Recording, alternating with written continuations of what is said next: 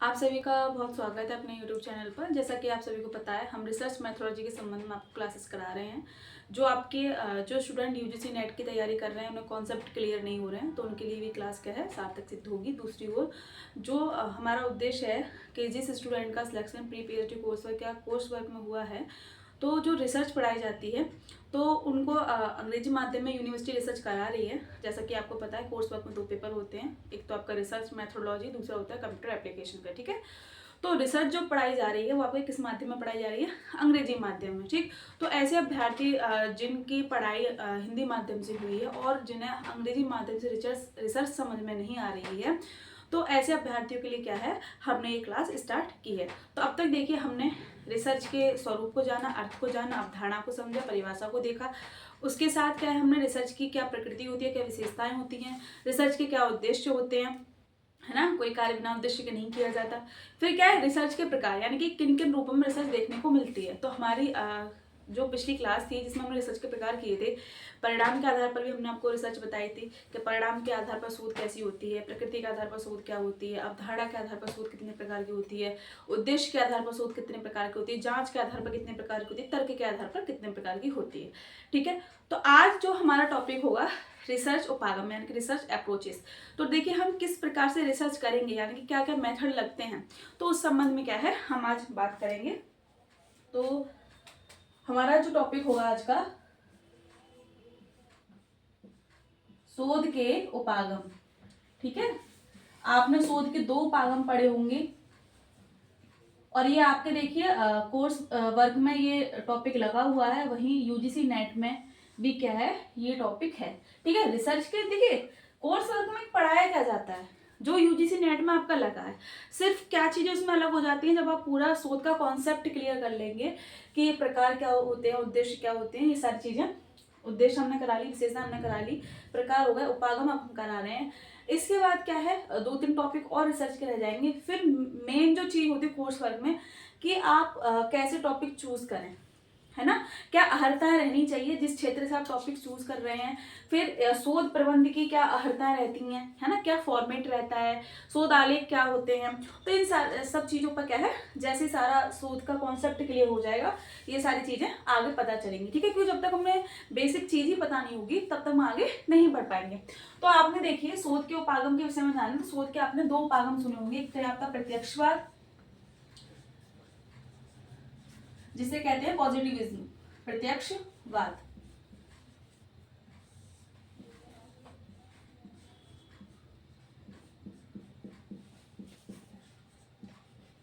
ठीक है, दूसरा है आपका अप्रत्यक्षवाद, अप्रत्यक्षवाद, जिसे पोस्ट पॉजिटिविज्म कहते हैं। ठीक है,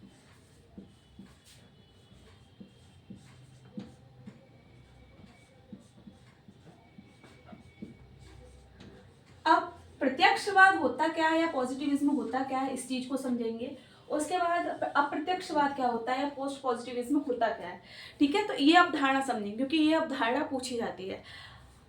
अगर हम बात करें प्रत्यक्षवाद की, तो जो प्रत्यक्षवाद की जो अवधारणा है वो किसने दी, प्रत्यक्षवाद की अवधारणा किसने दी, तो किसने दी है, ऑगस्ट कॉम्टे ने।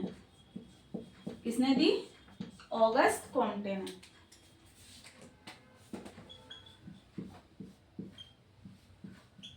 August Comte. देखिए कॉम्टे यहाँ पर क्या चीज बताना चाह रहे हैं। देखिए कॉम्टे का मानना ये है, जो रिसर्च वैज्ञानिक तरीके से की जाए, ठीक है, वो किसके अंतर्गत आती है, आपके प्रत्यक्षवाद के अंतर्गत। प्रत्यक्षवाद क्या है, जैसे कोई घटना घटित हुई, कोई समस्या हम देख रहे हैं, तो इसमें देखिए जो समस्या, जो घटना हम अपने ज्ञानेंद्रियों द्वारा महसूस कर सकते हैं, ठीक है, और जो समस्या हमने चूज करी है, ध्यान से सुनेंगे, उसमें जो मेथड आपका लगेगा वो क्या होगा, वैज्ञानिक होना चाहिए। ठीक है, तथ्यों का अवलोकन होना चाहिए, परीक्षण होना चाहिए, विश्लेषण होना चाहिए, देन उसके बाद क्या है, उसका निष्कर्ष निकलना चाहिए। ठीक है, तो ये सारी चीजें क्या है, ऑगस्ट कॉम्टे ने कही। तो ऑगस्ट कॉम्टे ने क्या कहा कि ऐसी शोध जो क्या है आपकी वैज्ञानिकता पर आधारित हो।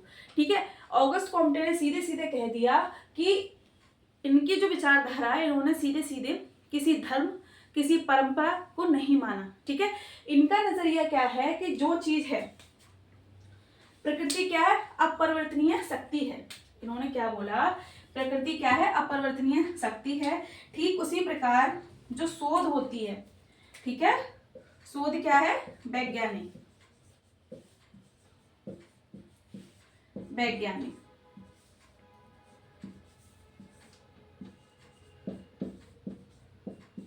इन्होंने शोध को वैज्ञानिक रूप में देखा।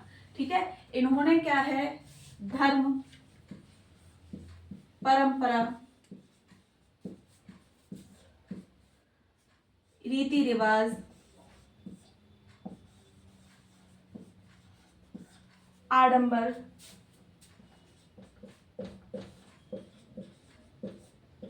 पाखंड को क्या है, नकारा है। कि संसार में जो चीजें घटित हो रही हैं वो किस कारण से हो रही हैं, प्राकृतिक अभिक्रिया के माध्यम से। ठीक है, तो ये ऑगस्ट कॉम्टे की विचारधारा है। इन्होंने क्या है, हर चीज को विज्ञान से जोड़ा है। अगर हम कोई चीज विज्ञान से जोड़ें तो जैसा कि मैंने आपको बताया कि रिसर्च एक अच्छी वही मानी जा सकती है जो क्या है, वैज्ञानिक पद्धति को प्रदर्शित करें।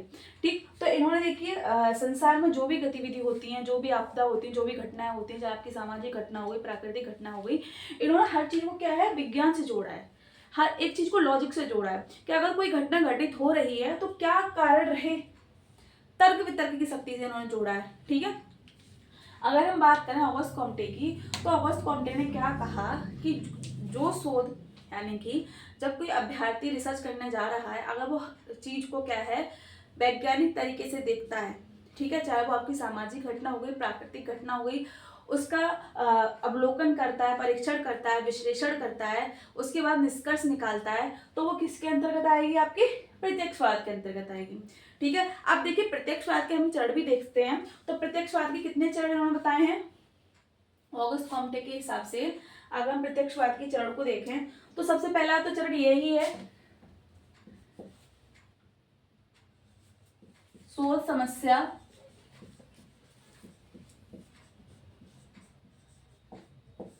का चयन,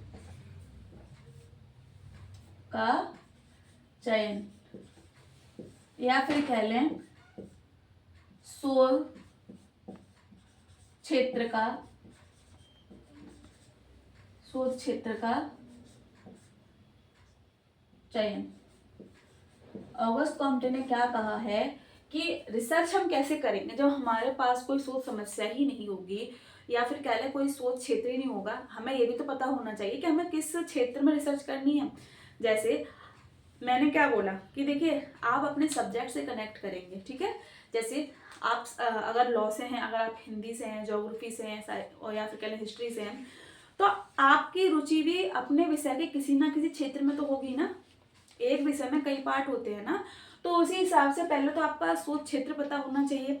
ठीक है, आपका एक विषय होना चाहिए कि मुझे इस समस्या पर रिसर्च करनी है। ठीक, दूसरा चरण क्या होगा जो इन्होंने बताया कि अवलोकन। अब हमने चीजें, शोध समस्या को हमने चुन लिया, ठीक है, शोध क्षेत्र को हमने चुन लिया, तो अवलोकन या निरीक्षण के माध्यम से, या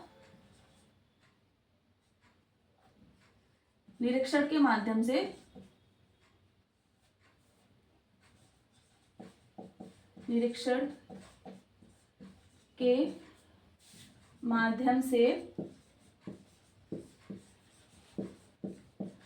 तथ्यों को एकत्रित करना। ठीक है, तथ्यों को एकत्रित करना कैसे। अब देखिए आपको जो डाटा कलेक्ट करना है, ठीक है, जो तथ्य एकत्रित करने हैं वो भी कैसे होने चाहिए, वैज्ञानिक ढंग से होने चाहिए। देखिए आप कोई शोध समस्या ले रहे हैं, कोई शोध का क्षेत्र ले रहे हैं, तो आप ये भी तो देखेंगे ना कि जो हमने समस्या ली है तो इसका अध्ययन क्षेत्र क्या है, कहाँ से हमें इस संबंध में क्या जानकारी प्राप्त हो सकती है। तो देखिए जो तथ्य हम कलेक्ट करें तो वो कैसे, अवलोकन यानी कि करके, निरीक्षण करके, है ना, कि ये इस घटना से अपना संबंध रखते हैं या नहीं रखते हैं, जो हमने सोच समस्या ली है। ठीक है, फिर क्या है, उन तथ्यों को एकत्रित किया जाएगा। फिर उसके बाद क्या किया जाएगा,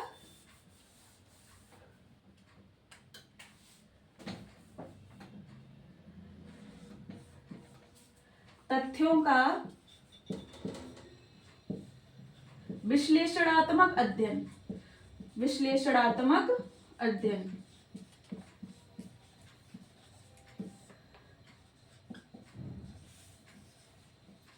आपने जो तथ्य एकत्रित किए, आपने जो जानकारी एकत्रित की, ठीक है, आपने डाटा कलेक्ट कर लिया, ठीक है, अब फिर आप उस डाटा को देखोगे जो मैंने कलेक्ट किया है ये कितना सटीक है, इसमें कितनी सत्यता है। दूसरा क्या है, हम उसका घटना से क्या संबंध रहा, क्या कारण रहे, ठीक है, और ये सारी चीजें कैसे कनेक्ट करती हैं हमारी समस्याओं को, है ना, जो हमने रिसर्च की चीजें ली हैं तो क्या प्रभाव डालती हैं। ठीक है, तो डाटा को हमने कलेक्ट किया, फिर तथ्यों का विश्लेषणात्मक अध्ययन, तथ्यों का विश्लेषणात्मक अध्ययन किया। उसके बाद हम विश्लेषणात्मक अध्ययन कर लेते हैं, समान विशेषताओं के आधार पर तथ्यों को बांट देते हैं कि अच्छा ये चीज निकली, ये यहाँ पर फिट बैठती है, ठीक है, तो दूसरी चीज ऐसी। अब फिर देखिए तथ्यों का विश्लेषण में ये थोड़ी ना होता है कि हमने जो तथ्य एकत्रित किए वो सब सत्य ही हो, कुछ डाटा ऐसे भी हो जाते हैं कि हम इकट्ठा सब कर लेते हैं कि हमारे लिए उपयोगी होंगे, लेकिन कुछ डाटा ऐसा होता है जो हमारे लिए उपयोगी नहीं होता है। तो विश्लेषण करते तो इसीलिए है ना, विश्लेषण करते तो इसलिए है ना कि हमने जो डाटा कलेक्ट किया, ठीक है, अब हम उसका क्या है विश्लेषण करेंगे, क्या ये हमारे लिए सही है या नहीं, समझ रहे हैं। फिर विश्लेषण करने के बाद क्या है, रिजल्ट आपका क्या निकलेगा, फिर क्या है, निष्कर्ष, यानी कि जो हमने सोच समस्या ली तो उसका क्या समाधान हो सकता है, ठीक है, तो उस संबंध में क्या हम निष्कर्ष निकालेंगे। तो ये जो चरण है ये आपके प्रत्यक्षवाद के संबंध में है। सबसे पहले तो यही कि शोध समस्या का होना आवश्यक है, ठीक है, आपके शोध अध्ययन क्षेत्र का होना आवश्यक है। दूसरा क्या है, तथ्यों को आप एकत्रित करेंगे तो आप कैसे करना है, ये नहीं कि आप गए घटना क्षेत्र पर और आपने सीधे ही ले लिया, आपको ऑब्जर्व भी करना है, निरीक्षण भी करना है कि जो हम ये तथ्य ले रहे हैं वो सटीक भी हैं या गलत हैं, ठीक है, आपने तथ्य एकत्रित कर लिए, फिर उसके बाद क्या विश्लेषण करेंगे, है ना, कि जो हमने इकट्ठे किए तथ्य, जो हमने जानकारी प्राप्त की, ठीक है, तो वो कितनी सत्य है कितनी असत्य है ना, उसे चेक भी तो करेंगे। फिर उसके बाद क्या निष्कर्ष निकलता है कि ये जो घटना घटी, जैसे प्राकृतिक घटना कोई हो, ठीक है, तो ये प्राकृतिक घटना किन कारणों से हुई, बादल क्यों फटते हैं, ठीक है, बाढ़ कैसे आती है, तो क्या कारण, मानवीय कारण रहे, क्या प्राकृतिक कारण रहे, तो ये सारी चीजें क्या है, जब हम सारी चीजें विश्लेषित करेंगे, है ना, तभी तो हम इसका रिजल्ट निकालेंगे। ठीक, तो ये इसके बाद क्या है, हमारा क्या है, निष्कर्ष निकलेगा। तो ये तो हो गए हमारे प्रत्यक्षवाद के चरण, लिख देते हैं, ठीक है, प्रत्यक्षवाद के चरण हैं ये। ठीक, अब अगर हम बात करें कि क्या विशेषता रहती है प्रत्यक्षवाद की, प्रत्यक्षवाद की विशेषताओं के विषय में ये क्या विशेषता रहती है, जैसे मैंने आपको पृष्ठभूमि तैयार करके दी कि जो प्रत्यक्षवाद की जो अवधारणा जिसने दी ऑगस्ट कम्पटे ने, तो इन्होंने हर चीज को क्या है विज्ञान से जोड़ा, ठीक है। दूसरी बात इन्होंने ये भी कही है कि शोध में क्या है, आपकी ज्ञानेंद्रियों का अनुभव होना आवश्यक है, ठीक है, घटना घटित हो रही है, अगर आपकी ज्ञानेंद्रियों यानी कि आपने वो देखी है, सुनी है या अनुभव की है तो वो ठीक है, आप अफवाहों पर ध्यान ना दें। ठीक, तो बात करें प्रत्यक्षवाद की विशेषता की, प्रत्यक्षवाद की विशेषताएं, प्रत्यक्षवाद की विशेषताएं, सबसे पहले क्या है, वैज्ञानिक पद्धति का प्रयोग, क्या आएगा, वैज्ञानिक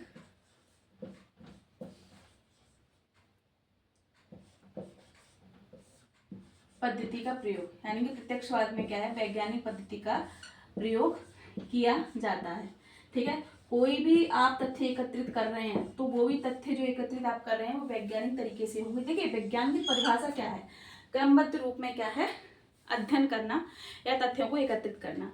ठीक है, तो आपने जो शोध समस्या ली, जो शोध का अध्ययन क्षेत्र लिया, तो ऐसा नहीं कि आपसे पूर्व किसी ने रिसर्च की, समझेंगे रिसर्च की और आपने सिर्फ उसको ही देखा, ठीक है, आपने मान लिया कि इन्होंने जो डाटा दिया मैं इसी को लिख देता हूँ या लिख देती हूँ, तो ऐसा नहीं है। देखिए आप सहारा लीजिए, चीज़ों को पढ़िए, रिसर्च पेपर पढ़िए, ठीक है, थीसिस पढ़िए, लेकिन आप जो सोच समझ से आपने ली है उस समय क्या परिस्थिति रही होंगी उनकी, तो उन्होंने उस हिसाब से डाटा दे दिया।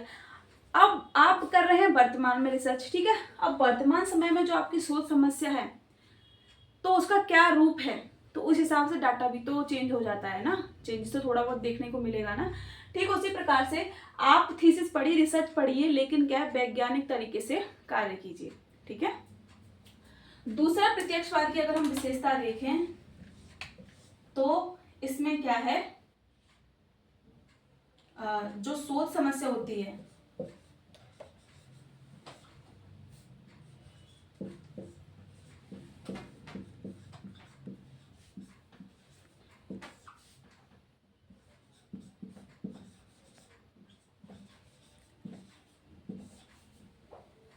शोध में इंद्रिय अनुभव, यानी कि जैसे मैंने बोला ये ऑगस्ट कॉम्टे ने जो प्रत्यक्षवाद की परिभाषा दी, इन्होंने क्या है उस चीज को सत्य माना है जो हमारी ज्ञानेंद्रिय महसूस करती हैं, ठीक है। तो क्या है, शोध में इंद्रिय अनुभव का होना आवश्यक है, जो हमने देखी हूँ, सुनी हूँ, है ना, अनुभव की हूँ, तो इस पर जोर देता है। दूसरा क्या है, तीसरा इनमें है सत्यता पर जोर, सत्यता को प्रदर्शित करना, जो सत्य है उसको दिखाना, ठीक है, और किसके साथ, तर्क वितर्क के साथ। तो अगला जो हमारा पॉइंट है, तार्किकता को महत्व, तार्किकता को महत्व, ठीक है, तार्किक चिंतन मनन को क्या यहाँ पर महत्व दिया गया है। आप कोई भी घटना चूज कर रहे हैं, ठीक है, अब आप उसके ऊपर शोध करना चाहते हैं, ठीक, तो आप जब उसके ऊपर शोध करना चाहते हैं तो ये नहीं कि किसी ने आपसे कह दिया कि ये घटना इस तरीके से घटित हुई तो आपने सिर्फ अफवाहों पर ही एक तरह से विश्वास कर लिया। आपको तर्क वितर्क करना भी आना चाहिए। यदि ये घटना घटी तो क्या कारण रहे, कारण में भी देखिए आपको सामाजिक कारण भी देखने पड़ेंगे, आर्थिक कारण भी देखने पड़ेंगे, पारिवारिक कारण भी देखने पड़ेंगे, व्यक्तिगत कारण भी, ठीक है। दूसरा, अगर हम विशेषता देखें इनकी, तो दूसरी विशेषता उन्होंने क्या दी है,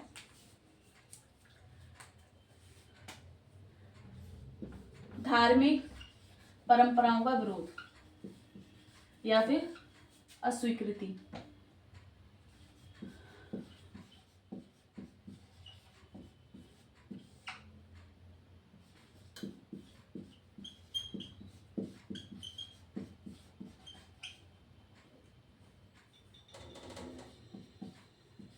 ठीक है, अस्वीकृति।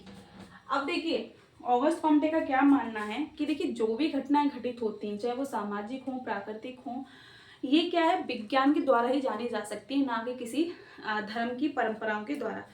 देखिए इन्होंने जो विचारधारा दी, ठीक है, जैसा कि जो धर्म है या फिर कह लें वो मनुष्य के द्वारा ही बनता है, ठीक है, ना कि धर्म से मनुष्य बनता है। तो यहाँ पर इनका जो मापदंड है या फिर जो इनकी मानसिकता है, इन्होंने ये कहा कि समाज में या संसार में जो भी गतिविधि होती हैं, ठीक है, उन चीज़ों को हम विज्ञान के द्वारा ही समझ सकते हैं, अन्यत्र किसी की चीज़ के द्वारा नहीं, ठीक है। जो सत्य है उसे तार्किकता के द्वारा समझ सकते हैं। अगर कोई समस्या घटित हो रही है, अगर वो सामाजिक ही समस्या है तो उसके पीछे कोई ना कोई लॉजिक अवश्य होता है, कोई ना कोई कारण अवश्य होता है, ठीक है। तो सीधे सीधे इन्होंने क्या है धर्म को या परंपरा को अस्वीकृति दे दी या फिर बिल्कुल ही एक तरह से खंडन कर दिया। ये किसी धर्म परंपरा को नहीं मानते, जो समस्याएं घटित हो रही हैं उनके पीछे कोई ना कोई कारण होता है, जिसे क्या है वैज्ञानिक पद्धति के द्वारा ही समझा जा सकता है।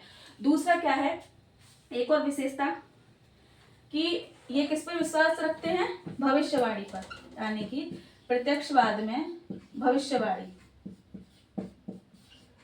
की जो शोध की जा रही है तो वो शोध कैसी होनी चाहिए, जो घटनाएं घटित हुई और आगे ऐसा क्या हो सकता है तो उसमें भविष्यवाणी की भी क्षमता होनी चाहिए, ठीक है। तो यहाँ पर देखिए प्रत्यक्षवाद की विशेषताएं, वैज्ञानिक पद्धति का प्रयोग किया जाता है, कोई भी समस्या है तो उसे वैज्ञानिक तरीके से ही समझा जा सकेगा। दूसरा क्या है, शोध में अगर कोई घटना घटित हो रही है तो वो घटना कैसे हमारे लिए मायने रखेगी, अगर वो हमारी ज्ञानेंद्रियों को अनुभव हो रही है, ठीक है, तो वो चीज, ठीक, सत्यता को प्रदर्शित करती है। जब चीज वैज्ञानिक तरीके से होगी तो सत्यता को ही तो प्रदर्शित करेगी, ठीक है। सत्य क्या है, असत्य क्या है, इसको दिखाना। तीसरा क्या है, तार्किकता को महत्व, जैसा कि वैज्ञानिक पद्धति पर आधारित है, इन्होंने किसी धार्मिक परंपरा को नहीं माना है, ठीक है।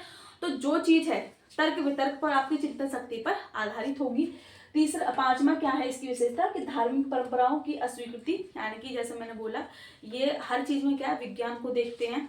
किसी एक तरह से कह लें जो चीजें वो प्राकृतिक घटनाएं वो प्रकृति के कारण ही घटती हैं, ठीक है। इन्होंने सीधे सीधे बोला इसमें किसी परंपरा रीति रिवाज का कोई महत्व नहीं होता है, ठीक। अगला जो है कि भविष्यवाणी, प्रत्यक्षवाद की मुख्य विशेषता ये है कि जैसे मैंने आपको चर्ट बताया, पहले तो हमारे पास शोध का अध्ययन क्षेत्र होना चाहिए, उसके बाद जो हम तथ्य एकत्रित करेंगे अवलोकन निरीक्षण के द्वारा तथ्यों का एकत्रीकरण हुआ, उसके बाद क्या है विश्लेषण करेंगे हम तथ्यों का कि कितने जो हमने डाटा कलेक्ट किया तो उसकी क्या समानता है इस घटना से, है ना, क्या विशेषताएं हैं, उसके आधार पर फिर क्या है हम संश्लेषण भी करेंगे, है ना, फिर क्या है निष्कर्ष निकालेंगे, ठीक। तो जब सारी चीजें क्रमबद्ध तरीके से वैज्ञानिक पद्धति के द्वारा की जाएंगी तो जाहिर सी बात है उसमें क्या है भविष्यवाणी देखने को मिलेगी, ठीक है। तो जो मौसम वैज्ञानिक होते हैं उन्हें कैसे पता होता है कि ये सारी जो प्राकृतिक घटना है चांसेस ये हैं कि ये अब घट सकती है, अब बारिश हो सकती है, तो ये बहुत सारी चीजें। तो ज्यादातर उस चीज में पता है किस मेथड का प्रयोग किया जाता है, प्रत्यक्षवाद का। यहाँ पर देखिए ऑगस्ट कॉम्टे ने सीधे बात ये भी बोली है कि जो प्रत्यक्षवाद है वो आपके प्राकृतिक विषयों पर ही नहीं, या फिर कहें जो आपके प्रैक्टिकल विषय ही नहीं बल्कि सामाजिक जो विषय हैं, जो अध्ययन क्षेत्र है वहां पर भी लागू होती है। बस शर्त ये है कि कोई भी समस्या आप चूज कर रहे हैं उसमें वैज्ञानिकता का होना आवश्यक है। बिना विज्ञान की पद्धति के इन्होंने कोई कार्य स्वीकृत नहीं किया है, समझ आया। तो प्रत्यक्षवाद, जैसा कि जो प्रत्यक्ष से तात्पर्य क्या होता है, जो हमारे सामने है, जो हमें दिख रहा है, जो जिसम जो हमें सुनाई दे रहा है ना, तो इन्होंने क्या है जो ज्ञानेंद्रियां हैं उनको महत्व दिया है। यानी कि जो सोच समस्या क्या है हमारे सामने घटना घटित हो रही है, बाढ़ आ रही है तो हमें दिख रही है ना, बाढ़ आ रही है, भूकंप आ रहा है हमें दिख रहा है ना, आ रहा है, ठीक है। तो क्या है ये हमारे ज्ञानेंद्रियों को अनुभव होना आवश्यक है, ठीक। दूसरा क्या कि इसमें वैज्ञानिकता को इन्होंने महत्व दिया, तार्किकता को महत्व दिया, ठीक है। तो ये सारी चीजें क्या हुई आपके प्रत्यक्षवाद से संबंधित, ठीक है। तो आपको सारी चीजें पता चल गई। अब जो हमारा टॉपिक है वो क्या है अप्रत्यक्षवाद, तो उसको भी देख लेते हैं। देखिए थोड़ा सा ही डिफरेंस है प्रत्यक्षवाद में, जहाँ प्रत्यक्षवाद में हर चीज वैज्ञानिकता से देखी गई है, ठीक है। वहीं जो अप्रत्यक्षवाद के जो विद्वान हैं, है ना, उनकी विचारधारा अगर देखेंगे तो उन्होंने ये कहा कि ठीक है आप वैज्ञानिकता देखते हो अच्छी बात है, लेकिन आपने हर चीज को वैज्ञानिक तरीके से ही देखा, मानवीय संवेदनाएं भी तो होती है ना, मनुष्य है, कोई मशीन तो है नहीं है कि भाई वो रोबोट की तरह कार्य करेगा। मनुष्य की संवेदनाएं भी होती हैं, उसकी भावनाएं भी होती हैं, ठीक है, उसे पीड़ा भी होती है, दुख भी होता है, तो ये सारी चीजें। तो अप्रत्यक्षवाद में क्या है लिख लेते हैं,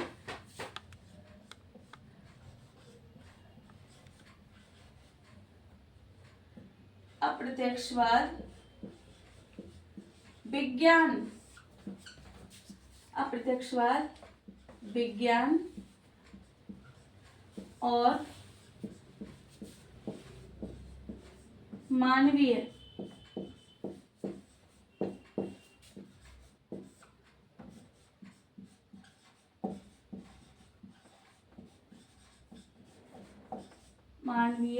संवेदनाओं एवं सार्थक परंपराओं को महत्व देता है। देखिए जहां प्रत्यक्षवाद में हर चीज विज्ञान के नजरिए से देखी गई, वहीं जो अप्रत्यक्षवादी आए, जैसे विद्वानों में अगर हम देखें तो कार्ल पेपर और थॉमस कुन, है ना, तो इन विद्वानों ने क्या कहा कि हर आप एक चीज को विज्ञान के दृष्टिकोण से ही नहीं नाप सकते हो, ठीक है। संसार या फिर कह लें जो समाज है वो मनुष्यों से बनता है, ठीक है, समाज मनुष्य से बनता है तो मानवीय संवेदनाएं भी तो होती हैं। आप कोई रिसर्च करने जा रहे हो, किसी घटना पर कोई रिसर्च करने जा रहे हो, ठीक है, कोई अपराध अगर घटित होता है तो उसके पीछे क्या मनोभाव रहे, क्यों इस व्यक्ति ने इसकी मृत्यु की, है ना, क्यों इसके साथ ये साथ दुर्व्यवहार किया, तो कुछ ना कुछ तो कारण रहे होंगे। तो देखिए इन्होंने क्या, प्रत्यक्षवादी जो विद्वान रहे, इन्होंने विज्ञान, मानवीय संवेदनाओं प्लस सार्थक परंपराओं को महत्व दिया। देखिए परंपराओं को इन्होंने महत्व दिया है, पर सार्थक, सार्थक से क्या तात्पर्य है, जो मनुष्य का हनन ना करती हो, वो मनुष्य को आगे बढ़ाने में सहायता प्रदान करती हूँ। देखिए काफ़ी ऐसी परंपराएं होती हैं जो रूढ़िवादी होती हैं, जो मनुष्य का ही हनन करती हैं। जैसे मैंने आपको कई बार उदाहरण दिया है, पहले के समय में आप देखते होंगे सती प्रथा थी, है ना, लोगों ने इसे धर्म विशेष से जोड़ दिया कि क्या कहते हैं, अगर आप किसी के पति की मृत्यु हो जाती थी तो उसके साथ में क्या है, उन लोगों को भी उनकी चिता के साथ जला दिया जाता था। अब देखिए इसमें विडम्बना तो ये देखिए, अगर वो लेडी गलती से प्रेग्नेंट भी है तो उसको क्या है, उसे भी जला दिया जाता था, है ना। तो एक की मृत्यु के साथ देखिए दो मृत्यु हुआ करती थी, है ना, एक तो जिसकी मृत्यु हुई गई है, दूसरी वो जल रही है, तीसरी जिसका जन्म नहीं हुआ है, तो 3 मृत्यु एक साथ होती थी। तो देखिए कुछ लोगों ने क्या है, धर्म विषय से जोड़ दिया कि तुम्हारा पति ही नहीं, तुम क्या करोगे जी के, ये सारी चीजें। तो ये क्या है, एक जो मानवता उसका ही तो हनन कर रही है। और दूसरी बात, वो चीख रही है, चिल्ला रही है, लेकिन उससे कोई फर्क नहीं पड़ता, वो जयकारे अपने अलग से लगाते हैं, है ना, कि एक तरह से सती हो गई, ये हो गया, वो हो गया, त्योहार से मनाया जाता था ऐसा उस समय जब हम पढ़ते हैं। तो क्या है, देखिए मैं आपसे क्या बोला है कि धर्म ने मनुष्य को जन्म नहीं दिया है, ठीक है, मनुष्य ने धर्म को बनाया है। क्यों बनाया है, कि ताकि समाज में अनुशासन बना रहे, लेकिन जब वो चीज खुद मनुष्य का हनन करने लगे तो उसे छोड़ देना ही बेहतर होता है, ठीक है। तो देखिए विद्वान ने प्रत्यक्षवाद में क्या है, ऑगस्ट कॉम्टे की विचारधारा है, उन्होंने कुछ गलत नहीं बोला, ठीक है, उन्होंने क्या देखा कि हर चीज को तर्कसंगत रूप में देख लिया। लेकिन यहाँ पर जो विद्वान आए, जैसे थॉमस कून आए, कार्ल पॉपर आए, उन्होंने क्या चीज बोली कि देखिए जो समाज है वो क्या है, मानव से बना है, ठीक है, तो मानव की संवेदनाएं भी होती हैं, और जिस समाज में रहते हैं उसकी कुछ एक तरह से प्रणाली भी होती है, प्रक्रिया भी होती है, तो उनको नकारा नहीं जा सकता। लेकिन उन्होंने जो परंपरा रीतियां ली हैं तो वो सार्थक ली हैं, जिनसे मनुष्य आगे बढ़ रहा है, ना कि वो कि जो मनुष्य का हनन करे। समझ रहे हैं बात को, ना कि वो जो सांप्रदायिकता फैलाए, चाहे वो किसी भी धर्म विशेष से संबंधित हो, ठीक। तो प्रत्यक्षवाद में जहाँ जो शोध की जाती है उसमें हर चीज़ वैज्ञानिक तरीके से देखी जाती है, लेकिन अप्रत्यक्षवाद में ऐसा नहीं होता। अप्रत्यक्षवाद में क्या होता है कि आपको आप विज्ञान के तरीके से तो कार्य करते ही करते हो, लेकिन उस अध्ययन क्षेत्र की या फिर सोच समस्या के संबंध में जो सामाजिक पृष्ठभूमि है, ठीक है, मनुष्य की संवेदनाएं हैं, कारण हैं, उनको भी देखा जाता है। तो यहाँ पर क्या है, एक चीज मैं आपको बताना भूल गई कि जो हमारा प्रत्यक्षवाद है वो किसको जोड़ देता है, मात्रात्मक शोध को। लेकिन जो हमारा अप्रत्यक्षवाद है ये मात्रात्मक और गुणात्मक